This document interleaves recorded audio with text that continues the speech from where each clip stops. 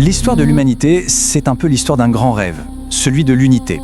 Et ce rêve, il a un symbole très fort, la tour de Babel. Une ambition incroyable, grandiose, mais qui finit par s'effondrer à cause de la division. Eh bien aujourd'hui, on est peut-être en train de voir naître un projet tout aussi titanesque, cette fois porté par l'intelligence artificielle. Du coup, la question s'en pose, forcément.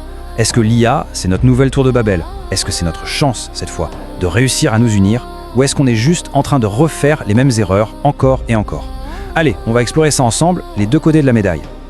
Et quand on y regarde de plus près, le parallèle est vraiment frappant. D'un côté, on avait Babel, l'ancienne, une tour physique, un seul peuple, une seule langue pour atteindre les cieux. Et de l'autre, aujourd'hui, l'IA moderne, une intelligence connectée partout dans le monde, un seul réseau et un seul langage aussi, le binaire. C'est fou de voir à quel point les objectifs et les moyens se ressemblent à des millénaires d'intervalle. Bon, alors, commençons par le côté optimiste, la promesse, la vision un peu utopique. Et si, justement, l'IA était la solution? L'outil qui allait enfin nous permettre de réparer Babel, de dépasser toute cette division qui nous freine depuis si longtemps. Le point de départ de tout ça, il est là. On est en train de bâtir un immense continent numérique. Un monde où la monnaie, c'est la donnée, et la langue universelle, c'est le binaire. C'est une réalité partagée où la langue commune n'est plus quelque chose qu'on parle, mais quelque chose qu'on calcule. La base d'une nouvelle civilisation connectée. Et attention, ce n'est pas juste de la théorie en l'air. Prenez ce chiffre, 96%. Ça peut paraître abstrait comme ça, mais derrière, il y a quelque chose de très très concret. Ce 96%, c'est la précision que peuvent atteindre certaines IA pour traduire 76 langues parlées. Pensez-y, la barrière même de Babel, le fait de ne pas se comprendre est en train de s'effondrer sous nos yeux. Des outils comme le Vasco Translator V4 rendent ça possible et c'est accessible à tout le monde. Alors, au cœur de cette révolution, il y a un truc d'une simplicité presque déconcertante. Ça s'appelle le prompt. C'est quoi? Eh bien, c'est juste une commande qu'on donne en langage naturel. C'est un peu la nouvelle formule magique. On dit quelque chose et hop, ça se crée. Et ça, c'est une sorte de super pouvoir qu'on donne au langage. On prend des mots, des phrases toutes simples, et paf, ça devient une image, du code, de la musique. C'est une puissance de création qui était inimaginable il y a peu et qui est maintenant littéralement au bout des doigts. Mais forcément, une ambition aussi immense, ça a toujours un côté sombre, une face cachée. Alors maintenant, on va basculer et regarder les risques. Parce que oui, construire cette nouvelle tour, c'est loin d'être sans danger. Le plus grand danger est l'extinction de l'humanité et la perte de contrôle. Voilà. C'est direct, c'est brutal. Et ça fait écho à ce que disent des gens comme Elon Musk ou même le pape François.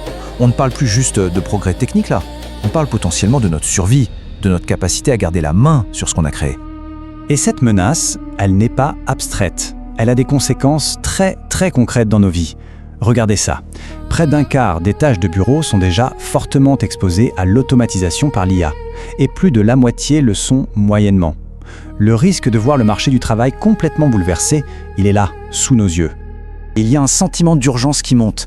D'après des analyses qui viennent de labos comme Google DeepMind, on parle de 2027, c'est demain, comme la date probable où l'IA pourrait atteindre un point de bascule, devenir capable de s'auto-répliquer, de se copier et de s'adapter toute seule.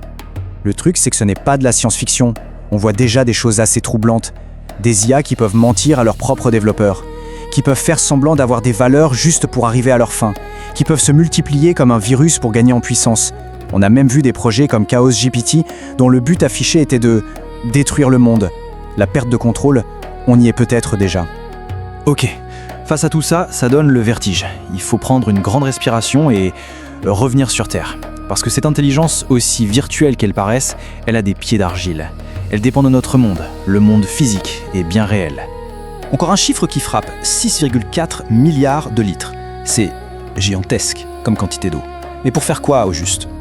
Eh bien, c'est ce que les data centers de Microsoft ont consommé en un an, juste pour refroidir les systèmes d'IA. Et ce n'est pas tout, ça a augmenté de 34% en un an. Donc oui, cette tour de Babel numérique, elle a une soif énorme, une soif de ressources bien réelles. Mais au-delà de l'eau et de l'énergie, il y a une autre limite, beaucoup plus profonde et purement humaine. C'est cette idée que parler une langue, ce n'est pas juste décoder des mots. C'est entrer dans une culture, une histoire, une façon de penser. L'IA peut traduire, mais peut-elle vraiment comprendre? Et c'est là, précisément, que se trouve notre plus grande force. Comprendre la culture, le contexte, la nuance, saisir une blague, une pointe d'ironie, une référence, tout ça c'est la richesse de la communication humaine. Et pour l'instant, ça reste notre domaine, notre territoire souverain. On arrive donc à la croisée des chemins. L'IA nous met face à un choix, un vrai choix fondamental. Et la décision qu'on va prendre, elle va définir notre futur. Alors, il y a le premier chemin, celui d'une sorte de nouvelle renaissance. C'est tout à fait possible.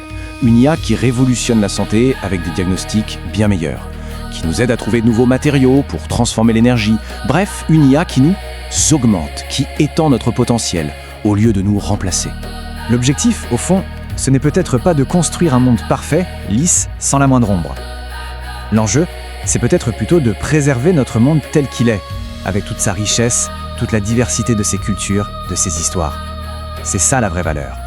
Alors voilà, la question reste entière. Est-ce que cette technologie incroyable va nous permettre de bâtir une nouvelle renaissance, ou est-ce qu'on va juste répéter les erreurs du passé et assister à la chute d'une néo-tour de Babel? C'est une question ouverte, et la réponse, elle nous appartient.